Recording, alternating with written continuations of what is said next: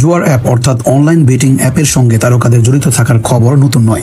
কিছুদিন পরই এসব অ্যাপের সঙ্গে যুক্ত থাকার অভিযোগ একের পর এক তারকাকে তলব করছে ভারতের এনফোর্সমেন্ট ডিরেক্টরেট ইডি।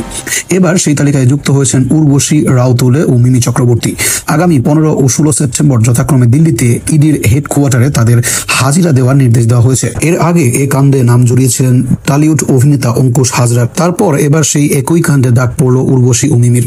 মিমি এবং মঙ্গলবার উর্বশীকে জিজ্ঞাসাবাদ করা হবে।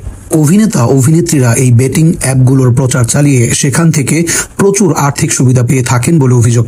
একই সঙ্গে তদন্তকারী সংস্থার আরও দাবি, বেটিং অ্যাপগুলো কয়েক কোটি টাকা অবৈধভাবে উপার্জন করছে। উল্লেখ্য, অবৈধ বেটিং অ্যাপ প্রচারের জোরে এ যাবৎকালে বলিউড এবং দক্ষিণী সিনে ইন্ডাস্ট্রির একাধিক তারকাকে আইনি জটিলতায় পড়তে হয়েছে। সেই সঙ্গে তালিকায় রয়েছেন বিজয় দেবাকুন্দা, রানা ডাকগুর্তি, প্রকাশ রাজ, হরভজন সিং, সুরেশ রায়না।